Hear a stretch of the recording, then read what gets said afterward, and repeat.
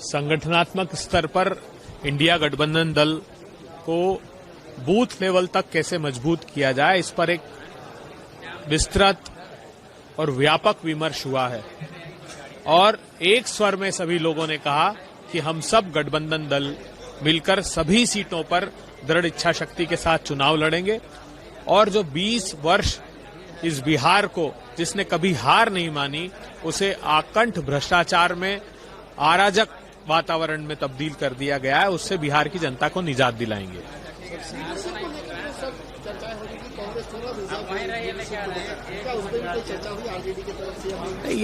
ये प्रश्न बहुत अप्रासंगिक है। सभी दल के लोग दृढ़ इच्छा शक्ति के साथ इस सामूहिक नेतृत्व में लड़ रहे हैं। इसका नेतृत्व, हमारे दलों का नेतृत्व बिहार के वो नौजवान कर रहे हैं जिनका भविष्य नीतीश और बीजेपी की सरकार ने प्रवेश और भर्ती परीक्षा में लूट लिया। वो समाज के अंतिम पंक्ति के खड़े हुए लोग हैं, जो 9 करोड़ लोग जिनकी आमदनी 40 रुपए और 67 रुपीज कर दी, वो नेतृत्व कर रहे हैं। बिहार के किसान नेतृत्व कर रहे हैं, जो माफिया राज से मुक्ति चाहने वाले लोग नेतृत्व कर रहे हैं, महिलाएं नेतृत्व कर रही, तो समूचा बिहार हमारे गठबंधन दल का नेतृत्व कर रहा है।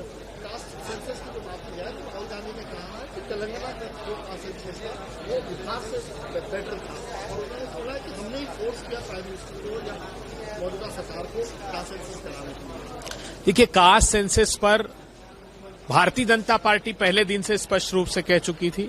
उसने 2021 महाराष्ट्र बनाम यूनियन ऑफ इंडिया के मुकदमे में सुप्रीम कोर्ट में एफिडेविट फाइल किया और उस एफिडेविट में कहा कि ये एक्सरसाइज नहीं कराई जा सकती और ये भी कहा 2023 में सुप्रीम कोर्ट में एक शपथ पत्र जब बिहार का सर्वे हो रहा था, तब ये कहा कि ये भारत के संविधान आर्टिकल 246 एंट्री 69(7) शेड्यूल की ये केंद्र का अधिकार है, सर्वे भी नहीं कोई राज्य करा सकता, ये शपथ पत्र दिया था। बाद में दबाव में उन्होंने इसको विड्रॉ किया, लेकिन उनका इंटेंशन इस पर साफ था। अब राजनीति से प्रेरित ये निर्णय लिया है राहुल गांधी जी, इंडिया गठबंधन दल के लोग उस राजनीति में से समाज का हित निकालना जानते हैं। राहुल गांधी जी के आगे घुटने टेक दिए इस सरकार ने, इसलिए हमारी मान्यता है कि हम इस कास्ट सेंसस का जो निर्णय है उसको हम वास्तविकता के धरातल पर लागू करेंगे। आखिरी बात बहुत महत्वपूर्ण है, 2 वादे किए थे जब कांग्रेस पार्टी, आरजेडी और जेडीयू साथ थी कि हम कास्ट सर्वे के साथ आरक्षण बढ़ाएंगे और दूसरा 2-2 लाख रुपए उन 94 लाख परिवार को देंगे जो 6,000 रुपए से कम आमदनी। अब 40 रुपए प्रतिदिन प्रति व्यक्ति की से कम आमदनी हो, उसकी क्या आजीविका होगी? बीजेपी ने सरकार जेडीयू के साथ बनाई और नकार दिया, साफ इनकार कर दिया, तो वो 2-2 लाख रुपए भी नहीं दे रहे हैं, न रिजर्वेशन की लिमिट को बढ़ाया गया।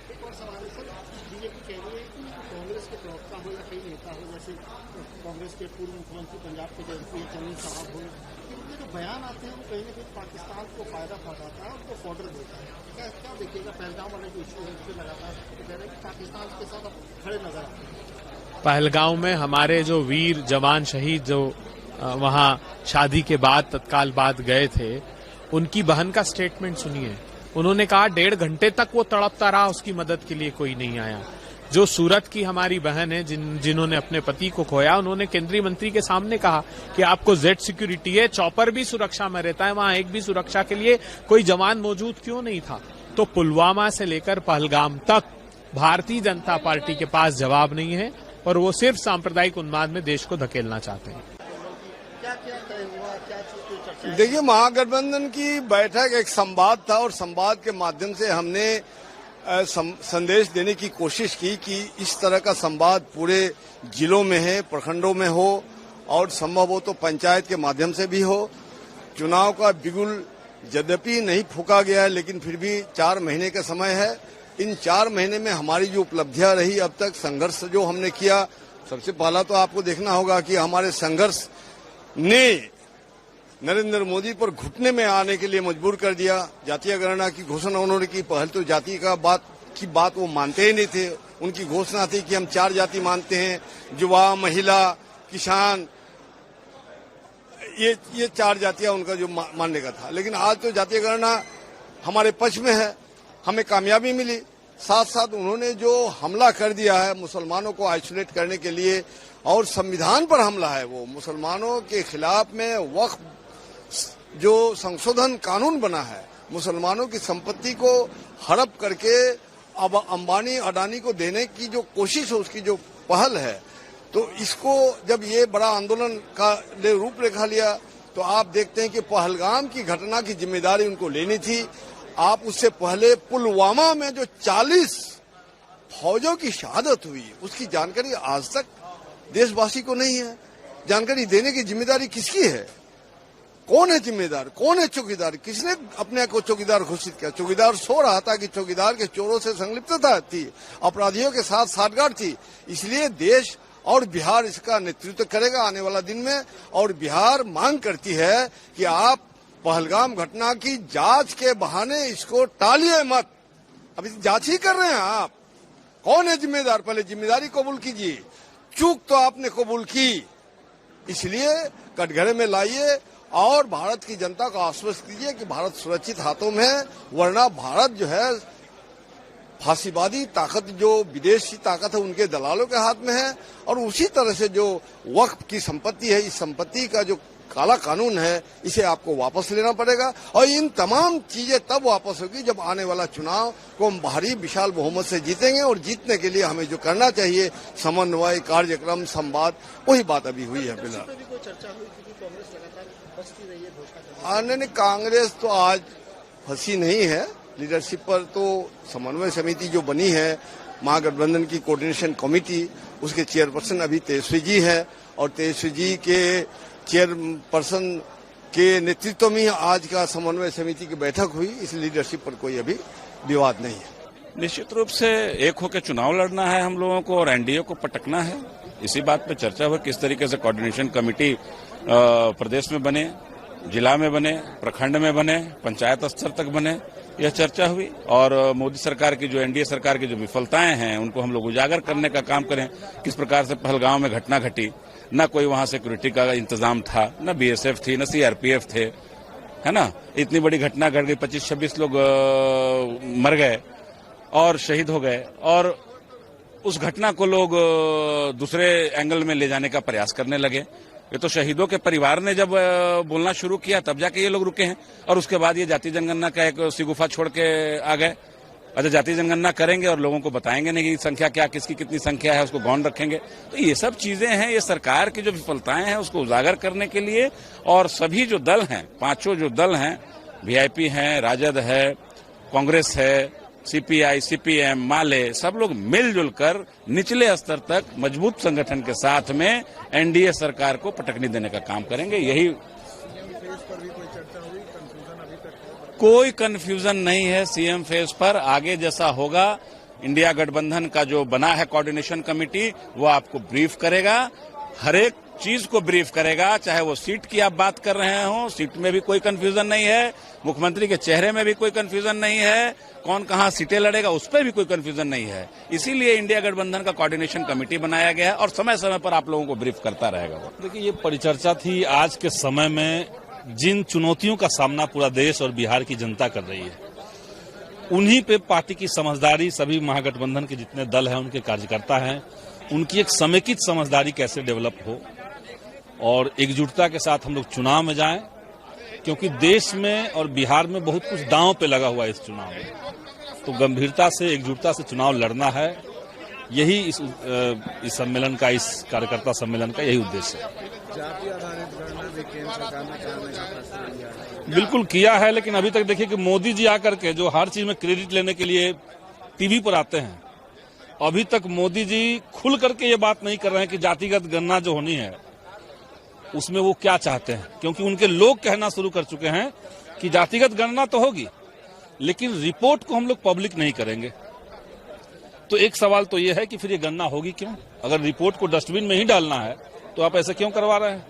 दूसरी बात है कि क्या इस गणना के नाम पर बिहार में जो जातिगत सर्वे हुआ, उसके रिपोर्ट से जो 2 प्रस्ताव लिए गए, एक तो आरक्षण का दायरा 65% किया गया, दूसरा है कि जिनके पारिवारिक आमदनी महीने में 6,000 से कम था, उनको माननीय मुख्यमंत्री ने कहा कि हम इनको 2-2 लाख रुपए देंगे।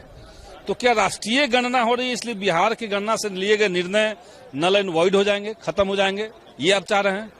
तो ये 2 ज्वलंत सवाल हैं। हम लोग चाहते हैं कि देश में गणना हो बिहार में जो आरक्षण का दायरा बढ़ाया गया है उसको 9वीं अनुसूची में सरकार शामिल करे, 2-2 लाख रुपए गरीबों को दे और राष्ट्रीय स्तर पर इस गणना के माध्यम से जो रिजल्ट आता है उसके लिए पॉलिसी बनाए। ये हम लोग चाहते हैं, इस पे चर्चा हुई। ये बिल्कुल हम लोग जनता तक पहुंचाएंगे और उनके पास जितने तंत्र हैं, जितने धनबल और बाहुबल से वो लोग चुनाव लड़ते हैं, संवैधानिक संस्थानों का जिस तरीके से इस्तेमाल करते हैं, उनके प्रति भी हम लोग को आगाह रहना है और जुझारू तरीके से लड़ना है चुनाव।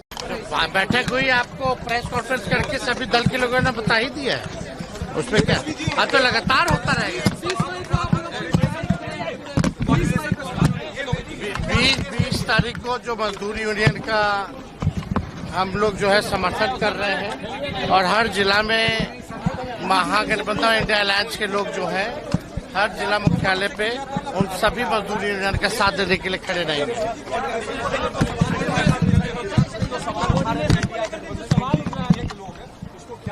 कौन सा सब मस्त, हम लोग मस्त है, कोई दिक्कत नहीं। आगे काम करे उसके लिए सारे निर्णय हुआ है। बूथ स्तर पर कैसे पार्टी हमारी मजबूत हो और महागठबंधन इंटैक्ट हो के 243 सीट पर कैसे लड़ा जाए उसके ऊपर चर्चा हुआ है।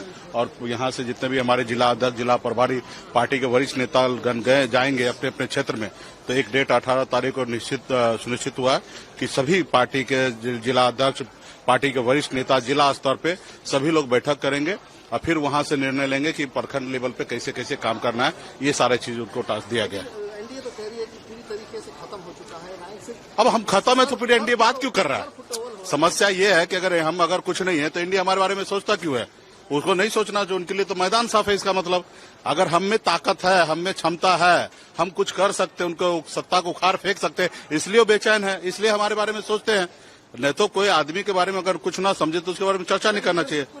कोई यहाँ पे कोई किंतु परंतु नहीं है, कोई कंफ्यूजन नहीं है। कंफ्यूजन उधर है एनडीए में, वहाँ पे आज जो है वो कल रहेंगे नहीं रहेंगे, क्या होगा नहीं होगा, वहाँ पे 50 तरह का कंफ्यूजन है। इधर कोई कंफ्यूजन नहीं है। यहाँ पे जितने भी दल है हम लोग मजबूती से महागठबंधन के साथ, इंडिया अलायंस के साथ है और यहाँ पे हम लोग चुनाव जीतेंगे और अपनी सरकार बनाएंगे। जाति की जनगणना पर चिराग पासवान का कहना है कि उस डेटा को रिवील नहीं करना चाहिए। तो वही बात हमने कल भी कहा कि अपने पिताजी का सपना को आप साकार करने की जगह उनके सपना को चूर चूर कर रहे। मोदी जी के गोद में इतना भी मत चले जाइए कि आपके अपने लोग हैं ना आपको साथ छोड़ दे। आपकी लड़ाई क्या है? आज हमारी लड़ाई है जाति आधारित गणना हो देश में, जिनकी जितनी संख्या है उतने उनको हिस्सेदारी मिलना चाहिए। और आप देख रहे हैं कि किस तरीके से भाजपा ने ये सब चीज पे रोक लगा के रखा है। और एक बार तो आप उनके हनुमान बनने के लिए गए थे, हश्र क्या हुआ? आपकी पार्टी तोड़ दी गई, आपके परिवार को अलग कर दिया गया, आपको जो बंगला में तो उससे बाहर कर दिया गया, आपके पिताजी का प्रतिमा को हटा दिया गया। अब फिर से उनके गोद में इतना मत सोइए कि आपके लोग अपना सो जाए। अब बताइए कि एक आदमी का ऑपरेशन हो आंख का और डॉक्टर बाद में बोले कि आंख का पट्टी मत खोलिए, तो फिर फायदा क्या है ऑपरेशन करने का? आज देश में जो हमारे पूर्वज जो लड़ाई लड़े हैं, चाहे वो लालू जी हैं या हमारे शरद यादव जी या स्वर्गीय रामविलास पासवान जी, मुलायम सिंह यादव जी, बहन मायावती जी, सब लोगों ने लड़ाई लड़ा। आज मोदी जी को झुकना पड़ा। वो कल तक मान रहे थे कि हम जाति आधारित गणना कराएंगे। आज अगर झुके हैं तो ये हमारे विपक्ष का, देश के हमारे पूर्वज का बड़ा जीत है और हम ये पहली कदम है। हमारी लड़ाई है कि ये जीत के बाद जो एक्चुअल फिगर जब आएंगे सामने तो हम लोग का जो आरक्षण का दायरा है उसको बढ़ाया जाएगा। ये 50% का दीवार जो है वो तोड़ा जाएगा, जैसे बिहार में टूटा। बिहार में 18% आरक्षण जो मिल रहा था, अति पिछड़ा को भी आरक्षण बढ़ा के फिर 25% किया गया। ये भाजपा का कुछ एजेंट है, भाजपा के कुछ लोग कोर्ट में जाने के कारण ये जो अति पिछड़ा का हक है या दलित भाई का हक है या ओबीसी अदर है, उनका हक तो कहीं ना कहीं मारा गया। तो आने वाला समय में ये लड़ाई हम लोग जीतेंगे।